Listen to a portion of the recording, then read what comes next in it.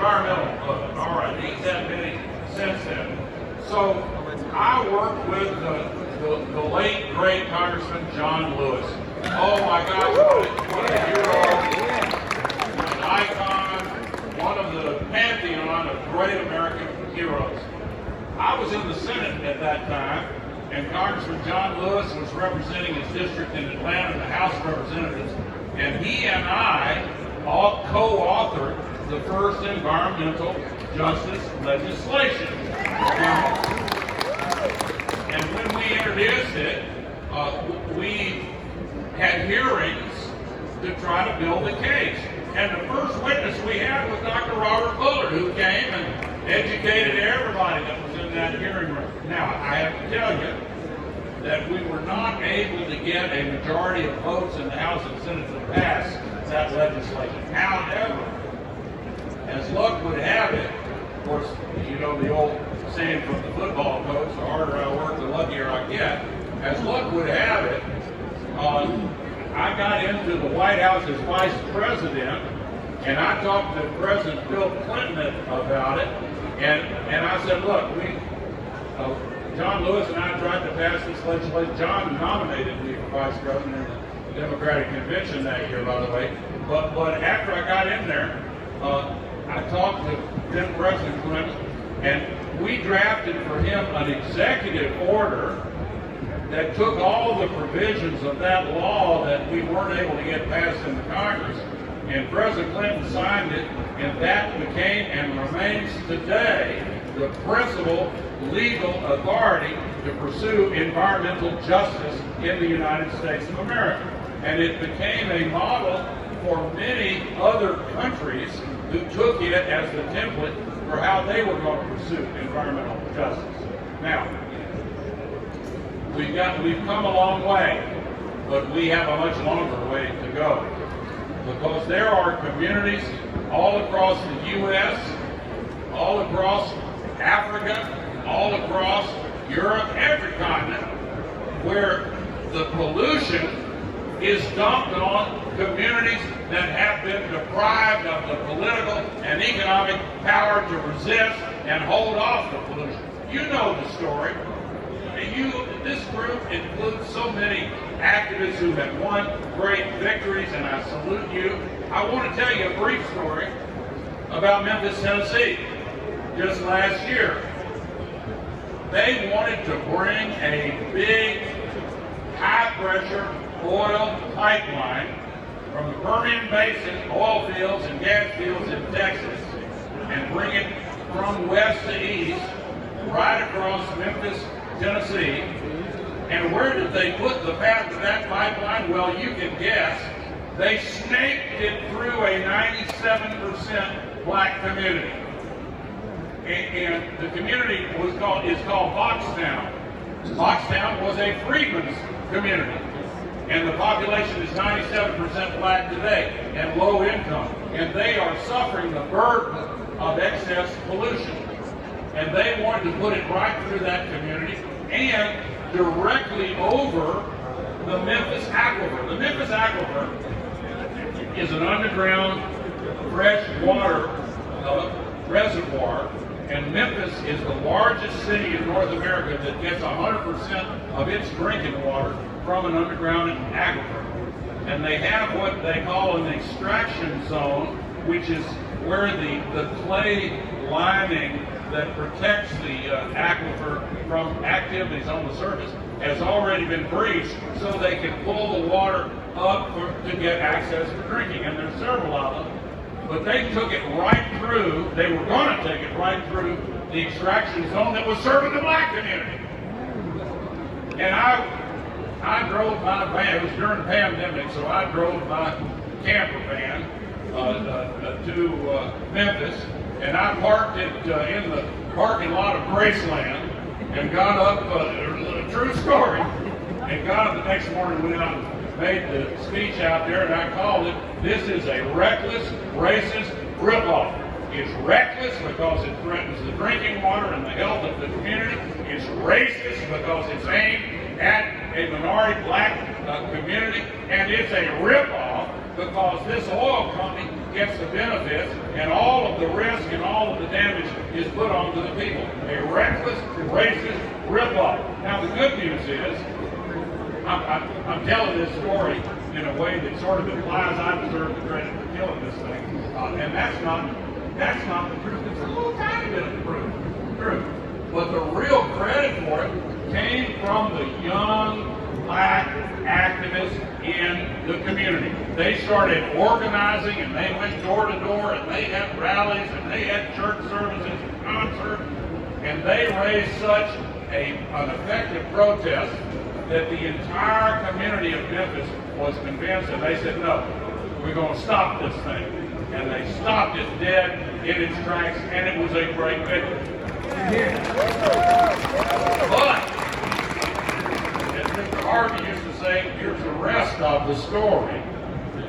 Right after that victory, the oil companies went to the Tennessee State Legislature, which they own lock, stock, and oil barrel.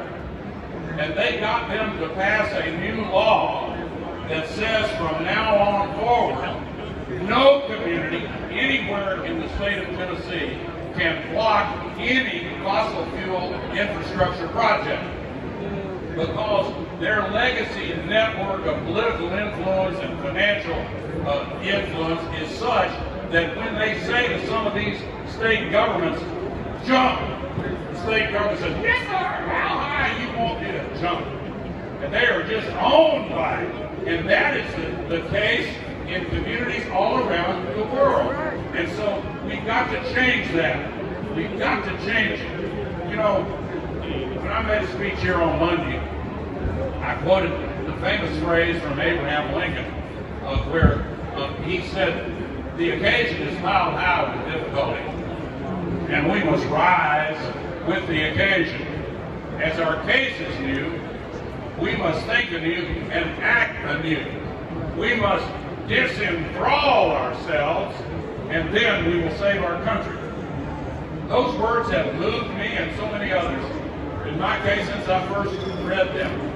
And I went and looked up the word disenthrall. Where'd that come from? Well, it comes from the word thrall, T-H-R-A-L-L. It's a Scandinavian word, and I dug into the history of it. That means I went on Google and Googled my way to figure out what's going on. That's what we do these days, and unless you happen to have the privilege of being in Dr. Fuller's class. Thrall, T-H-R-A-L-L. It was an ancient form of voluntary slavery in Scandinavia. So the word disenthrall means waking up and saying, why do I want to be voluntarily enslaved? I don't want to be. Let's throw off that mental form of slavery. Our world, much of our world, is enthralled to the fossil fuel industry. And they use their money to keep it going and keep us mentally enslaved. But it's killing our world. They represent a culture of death. What do I mean by that? They dig up dead life forms from eons ago in the ground and recklessly burn them in ways that create death around this planet. And they're putting the heat-trapping pollution into the sky.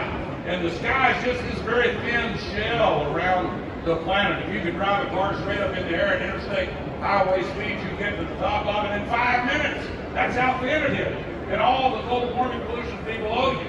And we're adding 162 million tons every day. And it's adding up to the point where it traps as much extra heat every day as would be released by 600,000 Hiroshima-class atomic bombs exploding every 24 hours. That's why we've had the hottest years ever measured in the last 8 years. That's why 20 of the 21 hottest years in all of history have been since 2002. That's why Lake Mead and Lake Powell in the American West are at dead cool status. That's why the Mississippi River is at the lowest levels it's ever been. And all around the world, the same thing is true of the Tigris and the Euphrates River in the cradle of civilization. The great Yangtze River in China, the Loire River in France, the Po River in Italy, the Rhine River in Germany. All over the world, they're destroying humanity's future, and they want to keep going. Now let's talk for a minute about offsets. One of the polluters in Memphis was contacted by the black community who was breathing in their poison.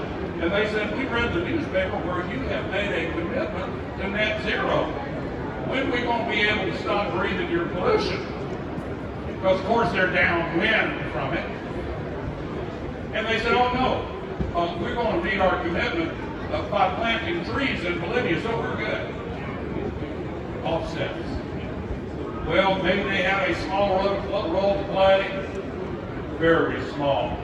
But the use of offsets to empower the continuation of pollution has to be looked at very, very carefully. Because these big polluters want to take every single alternative to actually reducing their pollution. Now they're promoting this idea called geoengineering. Has anybody heard of that? They want to put a different kind of pollution in the sky, sulfur dioxide, to block out some of the sun's rays in order to try to cool off the planet. If that sounds crazy to you, you are thinking about it correctly. What it would mean is, well, for starters, they can't put a price tag on this, so they don't care about it. But our children would never again see the stars at night. Is that okay? Turns out it would also block the sun from the solar panels. It would also block the photosynthesis from the plants. But what would it do? It would allow the petroleum and fossil fuel companies to keep on dumping their waste in the sky. That's the objective of geoengineering, to do anything to let them keep on polluting. I just need everybody to get going to stop this craziness. Now, 2 weeks ago, Dr. Bullard and I and the Climate Reality Project, and Phyllis Cutno is here. Where is Phyllis Cutno, the CEO and president of the Climate Reality Project? She's got her arm up waving in the back there. We had a climate reality training in Cancer Alley. Cancer Alley extended to Ward Houston. We went along the ship canal, and I got on the bus with Dr. Bullard, and we took a tour called the Toxic Tour. And we went to all these toxic sites, and let me tell you, it won't surprise you, but people who go to Houston, Texas, they see the gleaming skyscrapers, and they see the business activity, and they see the manicured lawns and the beautiful neighborhoods. They don't see what's going on in the ship canal. East of Houston, there is a 50-mile long ship canal, and on either side of it, you have refineries and petrochemical plants and plastics manufacturing and pollution like you've never seen before. And that's where the majority of the black population is. And that's where the wind takes the pollution over their houses and communities. This is true in so many places, and we had a wonderful training there, and we are going to continue this training. The Climate Reality Project is committed to environmental justice and climate justice. And we need to get your advice. We want your advice and your help on how we can be as effective as possible. But let me close by saying that here at this COP27 in Sharm el Sheikh, I'm delighted and thrilled to see so many climate justice advocates. Because as I began my remarks by saying, this is the heart and soul of the climate movement. And we need that kind of passion and commitment to get some action here at COP27. We've had enough pledges. We've had enough promises. We've had enough words and palabras. We need deeds and action and commitment, and we need to cut the pollution. And if anybody doubts we have the political will to get that done, always remember, political will is itself a renewable resource. Thank you, ladies and gentlemen.